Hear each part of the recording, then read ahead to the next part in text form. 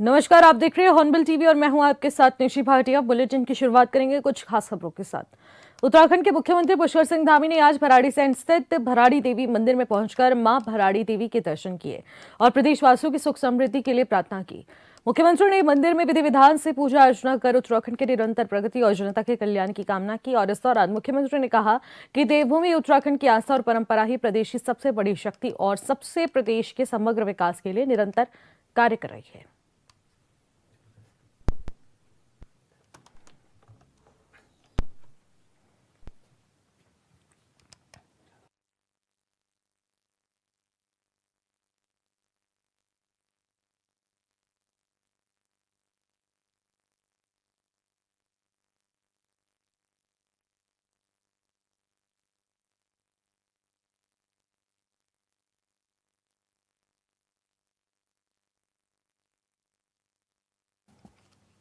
भराड़ीसैंण में कैबिनेट मंत्री सतपाल महाराज ने कमर्शियल एलपीजी सिलेंडर्स की आपूर्ति को लेकर स्थिति स्पष्ट करते हुए कहा कि मध्य पूर्व में बढ़ते तनाव के कारण वैश्विक ईंधन आपूर्ति श्रृंखला प्रभावित हुई है, जिससे कमर्शियल एलपीजी सिलेंडरों की आपूर्ति अस्थायी रूप से बाधित हुई है।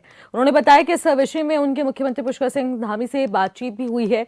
सरकार पूरी स्थिति में यहां नजर बनाए हुए है। उन्होंने स्पष्ट किया कि फिलहाल घरेलू गैस सिलेंडर की आपूर्ति किसी भी प्रकार की कमी के दौरान नहीं जूझ रही है। साथ ही उन्होंने होटलों और अन्य व्यावसायिक प्रतिष्ठानों में अपील की है कि कमर्शियल एलपीजी सिलेंडर के अपने स्टॉक का साझेदारी से प्रबंध करें और स्थिति सामान्य होने तक सीमित उपयोग करें। मुझे मसूरी से, देहरादून से, हरिद्वार से होटलियर्स की जो है सूचना मिली है कि कमर्शियल गैस की उपलब्धता कम होते जा रही है और उन्होंने बड़ा कमर्शियल गैस का जो उपलब्धता है उस पर चिंता जाहिर की।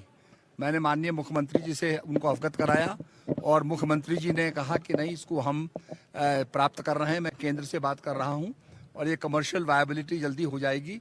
डोमेस्टिक गैस में कोई कमी नहीं है, पर आपको बताया युद्ध का वातावरण बना हुआ है और ऐसी स्थिति में क्या हो सकता है वो संभव किया जा रहा है। तो डोमेस्टिक गैस की उपलब्धता रहेगी। कमर्शियल गैस में कुछ कमी आई है, उसको भी पूरा किया जाए।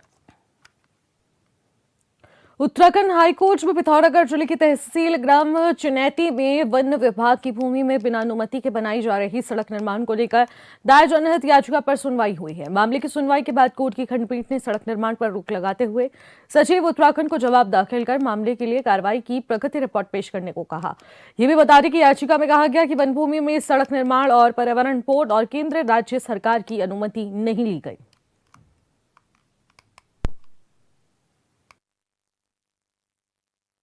ये जनहित याचिका भास्कर सेन जोशी जी ने ये ग्राम सुनेती, तहसील पिथौरागढ़, तहसील थल, जिला पिथौरागढ़ वाले ने दाखिल करी। उन्होंने कहा कि फॉरेस्ट की ज़मीन में अवैध रूप से प्राइवेट रास्ता बना रहे थे, जिसमें माननीय न्यायालय ने आज संज्ञान लिया, जिसमें सरकारी वकील जो आज अपीयर हुए उन्होंने कुछ रिपोर्ट दाखिल करी। उस रिपोर्ट में ये लिखा गया कि कुछ कार्रवाई उन्होंने करी, लेकिन पूरी कार्रवाई हुई नहीं। कोर्ट ने फर्दर उसमें इलीगल कंस्ट्रक्शन जो रोड का हो रहा है उसमें उसको स्टे कर दिया और सचिव उत्तराखंड सरकार इनसे जवाब मांगा ला कि क्या कार्रवाई फर्दर करी है, वो करा है। बाकी उनको नोटिस कर दिया है। अगली सुनवाई तारीख लगी है। रिपोर्ट सरकार को दाखिल करनी है कि फॉरेस्ट के तहत एफआईआर दर्ज हुई नहीं हुई और क्या कार्रवाई करी। याचिकाकर्ता का क्या कहना था? याचिकाकर्ता का कहना है कि फॉरेस्ट की ज़मीन है और जो हरे पेड़ है वो काटे जा रहे हैं। सड़क मनमानी तरीके से, मतलब बिना पास कराए फॉरेस्ट की ज़मीन से ही काटे जा रहे हैं। तो जो अवैध है, बिना सैंक्शन के, ना भारत सरकार से अनुमति ली, ना किसी अधिकारी ने अनुमति ली, ना उत्तराखंड सरकार ने अनुमति ली, तो जिसमें माननीय न्यायालय ने आज संज्ञान ले लिया है। धन्यवाद। उत्तराखंड हाईकोर्ट ने हरिद्वार रुड़की विकास प्राधिकरण यानी कि हरदा को कृषि एवं बागवानी भूमि पर प्लॉटिंग और ग्रुप हाउसिंग की अनुमति देने वाले अपने आदेश को 1 सप्ताह के अंदर वापस लेने के निर्देश दिए हैं। ऐसा न करने पर कोर्ट आवागमन और अवमानना की कार्रवाई शुरू करेगी। मुख्य न्यायाधीश मनोज कुमार गुप्ता और न्यायमूर्ति सुभाष उपाध्याय की खंडपीठ ने हरिद्वार निवासी अतुल कुमार चौहान की जनहित याचिका पर सुनवाई की। याचिका में कहा गया कि हरदा ने उच्च न्यायालय और सर्वोच्च न्यायालय के आदेशों की अवहेलना कर ऐसी अनुमति दी है, जिससे हरिद्वार में कृषि बाग भूमि काफी हद तक नष्ट हुई है। कोर्ट ने स्पष्ट किया है कि प्रदेश में कृषि भूमि सीमित है और इस पर प्लॉटिंग निर्माण की अनुमति नहीं दी जा सकती।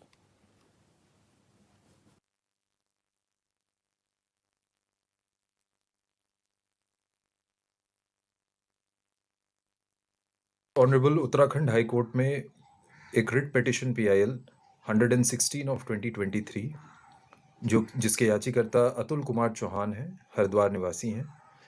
उन्होंने 2023 में ये याचिका दायर की थी।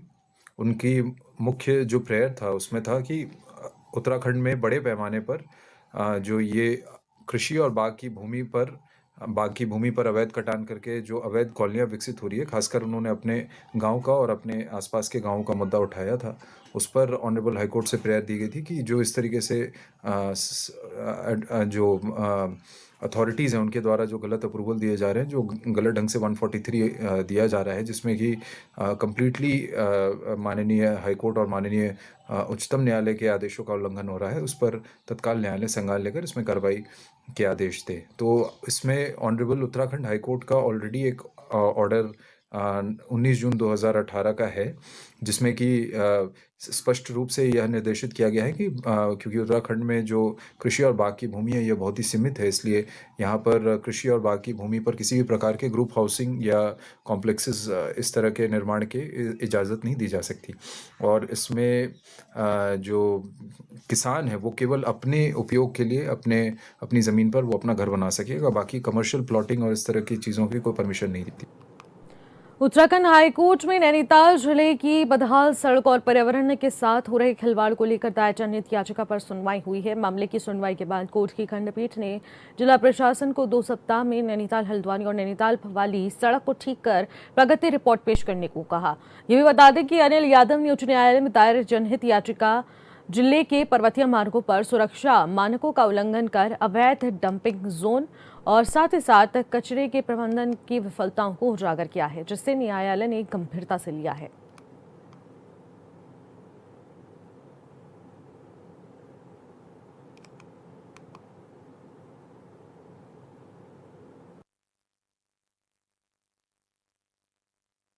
याचिका का मुख्य उद्देश्य बदहाल सड़कों को लेकर के, बदहाल क्रॉस बैरियर पैराफिट्स को लेकर के, रोडों में व्याप्त गंदगी और जो नैनीताल का कूड़ा निस्तारण के संबंध में जो याचिका थी, उसमें आज माननीय उच्च न्यायालय में सुनवाई हुई, जिसमें सरकार द्वारा एक प्रस्तावित भूमि नगर पालिका को हस्तांतरित करने के संबंध में एक एफिडेविट फाइल किया गया है, जिसमें वन विभाग की कुछ आपत्तियां हो सकती है, तो उसके बाद ही वो हस्तांतरित होगी। इस संबंध में बातें हुई और माननीय उच्च न्यायालय के सामने ये प्रकरण आया कि नैनीताल कालाडूंगी रोड में तो कुछ जगह क्रॉस बैरियर्स और पैराफिट ठीक कर दिए गए हैं, लेकिन हल्द्वानी नैनीताल रोड और हल्द्वानी से नैनीताल भवाली होते हुए कैंची तक की रोड में भी क्रॉस बैरियर्स और पैराफिट्स बिल्कुल टूटे हुए हैं, जिनको ठीक करवाना नितांत आवश्यक है, क्योंकि इससे बहुत ही दुर्घटना होने की संभावनाएं बहुत अधिक हो जाती हैं और बहुत सी दुर्घटनाएं हुई भी हैं। तो इसमें माननीय उच्च न्यायालय ने संज्ञान लेते हुए ये डायरेक्ट करा है कि आप 2 हफ्ते के अंदर इन चीज़ों को ठीक करें और माननीय न्यायालय में अपनी रिपोर्ट प्रस्तुत करें।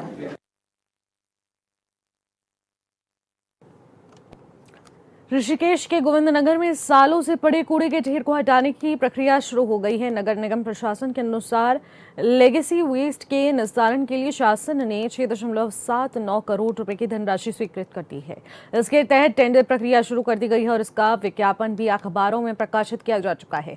अधिकारियों ने बताया कि करीब 1 महीने में टेंडर प्रक्रिया पूरी हो जाएगी। टेंडर शर्तों के मुताबिक कूड़े के निस्तारण के लिए 6 महीने का समय निर्धारित किया गया है और ऐसे में उम्मीद जताई जा सकती है कि अगले 6 महीनों के अंदर गोविंद नगर में पड़ा कूड़ा पहाड़ पूरी तरह से साफ कर दिया जाएगा।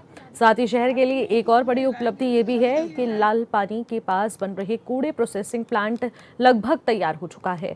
प्लांट में मशीनें लगने की तैयारी हो रही है और अगले 15 दिनों में मशीन भी स्थापित कर दी जाएगी।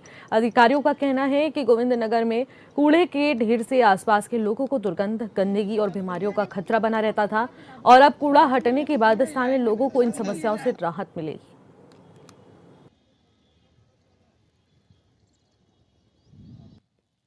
ऐसे उम्मीद है कि 6 महीना जैसे टेंडर हम लोगों ने कर दिया है तो 6 महीने से अधिक नहीं लगना चाहिए, क्योंकि यहाँ प्लांट लगेगा, यहीं पे रिसाइकल होना है, तो ये जल्दी ही होना है, इतना टाइम नहीं लगाएंगे। हम लोग भी चाहेंगे कि को आने से पहले कूड़ा मुक्त ऋषिकेश रहे, स्वच्छता के प्रति, गंगा के निर्मलता के प्रति हर चीज़ पर हम लोग ध्यान दे रहे हैं। आज गोविंदगढ़ में जो ये वेस्ट लेगेसी वेस्ट पड़ा है, इसका निरीक्षण किया गया।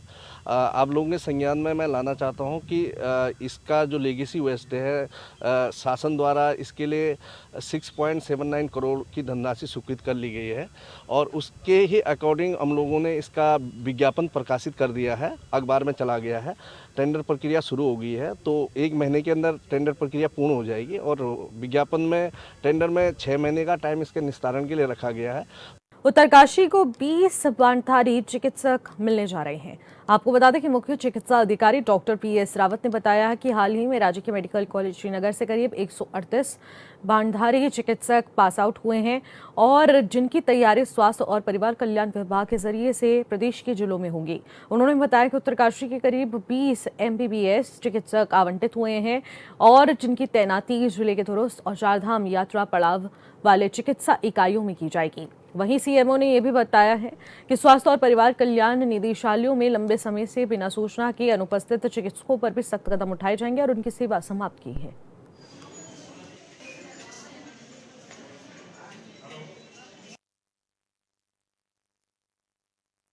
उत्तरकाशी जनपद के लिए जो है अभी जो बॉन्डेड डॉक्टरों की जो लिस्ट आई है उसमें हमें 20 डॉक्टर जो चिकित्सा अधिकारी मिले हैं, जिससे हमें ये, क्योंकि हमारे जनपद में 2 धाम होते हैं तो उसमें भी हमें काफ़ी राहत मिली और कई हमारे जो हॉस्पिटल में जहाँ पे कि लोड अधिक था बच्चों को डॉक्टरों के ऊपर, तो वो भी जो है काफ़ी उसमें जो है राहत मिलेगी। साथ साथ ही हमें जो है रोटेशन के आधार पे 8 चिकित्सा अधिकारी जो है मान्यता में अन्य जनपदों से आएंगे यात्रा रूट के लिए, तो उससे भी हमें जो है काफ़ी राहत मिलने वाली है। और साथ ही जो है रोटेशन पे हमें 2 विशेषज्ञ के डॉक्टर भी मिलेंगे। ये एक हमारा जो है गंगोत्री में रहेगा और ये विशेषज्ञ डॉक्टर हमारे फीसन जानचट्टी में तैनात रहेंगे। इससे जो है हमें स्क्रीनिंग में और यात्रा रूट में जो है संचालन में काफ़ी हद तक जो है बहुत सहूलियत हो जाएगी और हमारे जो सभी हॉस्पिटलों में जो चिकित्सकों की कमी थी वो भी पूरी हो जाएगी। सर बाकी यात्रा की हमारी पूरी तैयारी चल रही है। सब जो है सभी हमने जो हमारे पैदल मार्ग भी है यमुनोत्री में, उसको भी जो है कल मैं उधर यमुना वैली में गया था तो उधर भी सबको रिलीज कर दिया गया भाई हर चीज़ें को चेक कर ले। सारी मशीनें जो हमारे हॉस्पिटल जो है बंद रहते हैं मतलब शीतकाल में, वो उनको भी सबको हमने जो है सुचारू करवा दिया। गंगोत्री के लिए भी हम जो जल्दी वहाँ पर जो है सब व्यवस्थाएँ दुरुस्त कर देंगे। 17 तारीख से हम जो है नियमित रूप से अपने सभी हॉस्पिटलों को 2 दिन पहले सुचारू रूप से कर देंगे। साथ ही हमारे जो 17 तारीख से स्क्रीन पॉइंट हमारे शुरू हो जाएंगे। हमारा गंगोत्री के लिए जो है हिना में और यमुनोत्री के लिए हमारा 2 पार्ट में शुरू हो जाएगा। मिडिल ईस्ट में बढ़ते युद्ध और तनाव का असर अब उत्तराखंड के पर्यटन शहर मसूरी में भी दिखाई देने लगा है। कमर्शियल गैस सिलेंडरों की सप्लाई प्रभावित होने से होटल और ढाबों का कारोबार ठप पड़ने लगा है। कई होटल संचालकों को मजबूरन अपने किचन बंद करने पड़ रहे हैं। मसूरी के ज्यादातर होटल और रेस्टोरेंट कमर्शियल गैस सिलेंडरों पर ही निर्भर हैं, लेकिन सप्लाई बाधित होने के चलते कई होटल संचालकों ने अपने किचन को बंद करना शुरू कर दिया है, जबकि कुछ ढाबों ने अस्थायी रूप से कामकाज रोक दिया है। होटल कारोबारियों का कहना है कि उनके पास केवल 2 से 3 दिन का ही गैस स्टॉक बचा है। जल्द ही सप्लाई सुचारू नहीं की गई तो उन्हें भी दुकानें बंद करनी पड़ेगी। उधर गैस एजेंसियों पर भी घरेलू सिलेंडर्स लेने के लिए भी लोगों की लंबी कतारें देखने को मिल रही है। उपभोक्ताओं को सिलेंडर्स लेने के लिए घंटों इंतजार करना पड़ रहा है। उसमें नुकसान है आपका, पॉल्यूशन में दे दिया मैंने आपको लेटर। किस तरह की परेशानी हो रही है आपको? सर यहाँ पे कम से कम 2 घंटे से खड़े हो रखे हैं। सारे यहाँ देखिए इतनी लंबी लाइन, इससे पहले तो 2 लाइनें लगी हुई थी। यहाँ बहुत दिक्कत का सामना करना पड़ रहा है हमें। और अभी आपको पता ही आने वाला सीज़न, अब सीज़न शुरू होने वाला है और गैस नहीं होगी तो कैसे चलेगा। हम लोग तो पर्यटन पे ही डिपेंड करते हैं पूरा। होटल जितने मसूरी 90% मेरे ख्याल से तो ये रोज़गार पर्यटन पे ही है। तो इस हिसाब से तो मुझे लगता है कि यहाँ होटल वालों को अपने होटल बंद करने पड़ेंगे या चूल्हा जलाना पड़ेगा। कमर्शियल गैस तो मना कर रहे हैं, ये नहीं मिल रहे हैं बिल्कुल। किस तरीके से होटल रेस्टोरेंट कैसे चलेंगे? अब ये तो देख लीजिए, प्रशासन देखे कि क्या होगा। अगर सिलेंडर नहीं होगा तो सर कैसे हम टूरिस्ट को खाना देंगे या उनको क्या फैसिलिटी दे पाएंगे। और आने वाले टाइम पे तो अगर यही हालात रहे तो बहुत मुश्किल है। यहाँ रोजगार बिल्कुल कुछ है नहीं टूरिज्म के अलावा, तो बहुत दिक्कत है। आप देखिए अभी तो ये कुछ भी नहीं है। 11 बजे आप आते तो यहाँ कम से कम दो तीन लाइनें लगी हुई थी यहाँ पे। गैस तो बहुत मेन ज़रूरी चीज़ है, चाहे घर में हो, चाहे होटल में हो, ढाबे में हो, कहीं भी हो, बहुत ज़रूरी चीज़ है। और गैस की आजकल बड़ी किल्लत चल रही है। मतलब जो है ना कॉमर्शियल मिल रहा, ना घरेलू वाला मिल रहा। और प्लस जो है अब लोगों को घरों में भी दिक्कत आने लगी है, रेस्टोरेंट में भी और घरों में भी सब लोग परेशान हैं, मतलब कुल मिलाकर के। देखो सर, मैं तो अभी दो तीन दिन से लगभग 2-3 दिन से कौन सी बात करने की क्या, घर का सिलेंडर ख़त्म था तो उसके लिए जब वो जो उनका नंबर दिया होता है वो 55 वाला लास्ट वाला, तो वो भी अब जो है कॉल उसमें लग नहीं रही, वो भी बंद, मेरे ख्याल से बंद कर दिया। ये तो सर फिर कोरोना वाला हाल हो जाएगा। और फिर क्या ऑप्शन है आदमी के पास कि वो लकड़ी भी यहाँ मसूरी में पर्याप्त नहीं हो पाती, जो लकड़ी जला के अगर वो काम करे तो ये तो फिर कोरोना वाला हाल हो जाएगा कि लोगों की दुकानें, आप मान जाए किसी का कितने दिन होगा, चाहे कोई 2 दिन पहले बंद करेगा, कोई 2 दिन बाद में करेगा। आखिरी सिलेंडर बचा हुआ 4 दिन हो गए, डेली आदमी जा रहा है नीचे खाली आ रहा है। तो ये लगा लो कि आप मेरे पास लास्ट है पानी, गर्म पानी लगा के अब इस समय तक लगा लो, अब 2-3 बजे ख़त्म हो जाएगा। उसके बाद कोई वो नहीं, कोई नहीं जनप्रतिनिधि कोई नहीं आया हमारे पास। हम ही अपने आप जा रहे हैं, चक्कर मार रहे हैं गोदाम से ऊपर नीचे, बस 2 चक्कर आज भी मारे लेकिन नहीं मिला। अरे हम तो व्यापारी पे टिके हुए हैं, अगर टूरिस्ट आएगा तभी हम कुछ करेंगे, ना तो क्या हमारे यहाँ कुछ भी नहीं। लोकल काम भी है ना हमारा, जो है ऑफिस है, नगर पालिका वाले आते हैं, पत्रकार लोग आते हैं, हमारा तो लोकल है। अब लोकल को कहाँ से खिला सकते? मेरा सुमन देवी जी, मैं मसूरी की रहने वाली हूँ, काफ़ी समय से रह रही हूँ मैं यहाँ, हो गए 25-30 साल हो गए। आपको पहला चांस से जो इतनी मजबूरी उठानी पड़ रही है, हमारे बच्चों की भी है, उधर पढ़ाई लिखाई भी चल रही है बच्चों की, कहाँ से सिलेंडर लाए, कहाँ से रोटी बना के दें उनको, बहुत दिक्कत है। लाइन लगानी पड़ रही है, वो घंटों सुबह से खड़े हैं हम 8-9 बजे से यहाँ, इतना समय हो गया। हम कैसे अपने बच्चों का घर पालन करेंगे यहाँ? इतने घंटे बाद यहाँ 3-4 घंटे हो गए मेरे को यहाँ खड़े।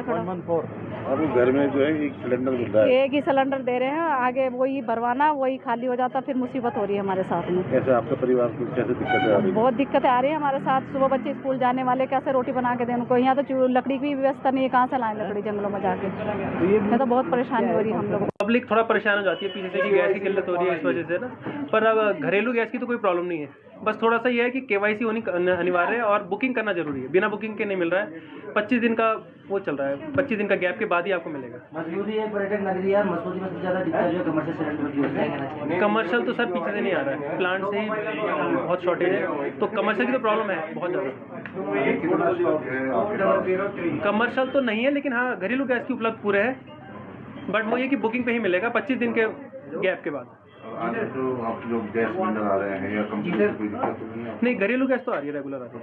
किस तरीके से भाई यही है कि बल्क में सिलेंडर ना दी जाए, 25 दिन के बाद ही, किसी जब बुकिंग के बाद ही दिया जाएगा, KYC के बाद।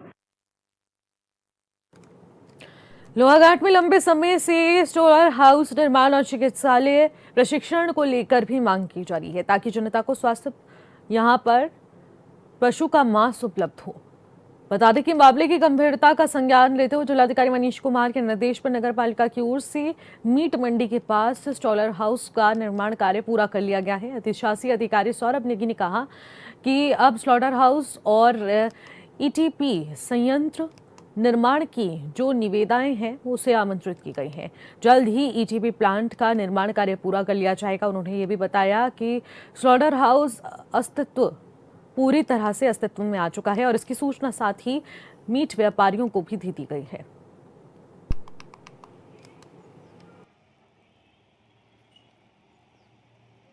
स्लॉटर हाउस का निर्माण कार्य लगभग जो कंस्ट्रक्शन वर्क था वो लगभग कंप्लीट हो चुका है। बाकी वहाँ एक अभी ETP प्लांट लगना है, इफ्लुएंट ट्रीटमेंट प्लांट, जो भी उस स्लॉटर हाउस को संचालित करने में गंदगी निकलेगी वो उस प्लांट के जरिए ही निस्तारित होगी, जिसकी प्रक्रिया, जिसको स्थापित करने की प्रक्रिया गतिमान है और शीघ्र ही उसको स्थापित कर दिया जाएगा और स्थापित करते ही उसका सुचारू रूप से संचालन किया जाएगा। इसका फ़ायदा यह होगा कि जो अभी तक जो पशुओं के ओपन रूप से कटते थे वो एक वैज्ञानिक तरीके से कटेंगे और उसका जो एक्सक्रीटा निकलेगा उसका अच्छे से वैज्ञानिक रूप से निस्तारण हो पाएगा। चिकित्सकीय परीक्षण उपरांत ही वो चीज़ें लाई जाएगी। ठीक, धन्यवाद।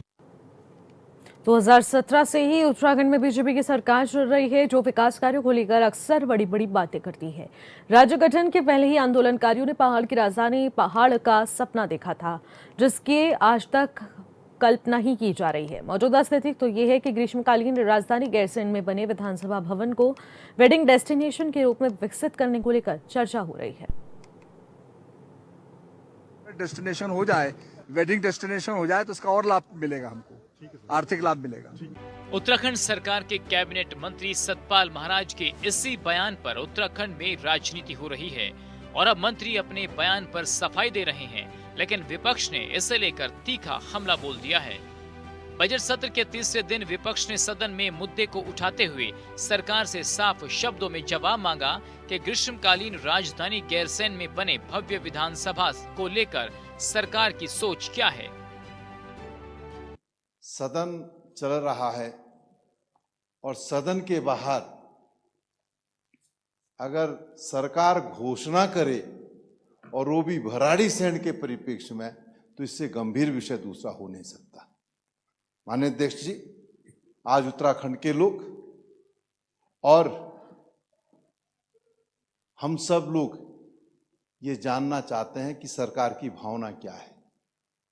माननीय पर्यटन मंत्री जी ने बयान दिया है और कहा है कि मैंने आपसे बात की है कि भराड़ीसैंण के इस विधानसभा भवन को वेडिंग डेस्टिनेशन के लिए और कॉरपोरेटेड डेस्टिनेशन के लिए दिया जाए, ताकि इस सफेद हाथी को का जो है मेंटेनेंस हो सके। हम जानना चाहते हैं सरकार की इच्छा क्या है। सरकार क्या भराड़ीसैंण में जो राजधानी है इसको बनाए रखना चाहती है या नहीं रखना चाहती है।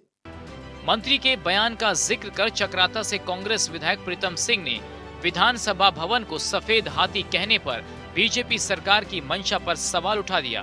कांग्रेस के विधायक प्रीतम सिंह बार बार सदन में सरकार से जवाब मांगते रहे, लेकिन सत्ता पक्ष की तरफ से मंत्री के बयान पर साफ शब्दों में कुछ भी नहीं कहा गया। सदन में चर्चा के दौरान सत्ता पक्ष के नेताओं ने कहा कि मंत्री के कहने का मतलब ये नहीं था। फिलहाल इन खबरों में इतना ही। आप देखते रहिए गो हॉर्नबिल टीवी। नमस्कार।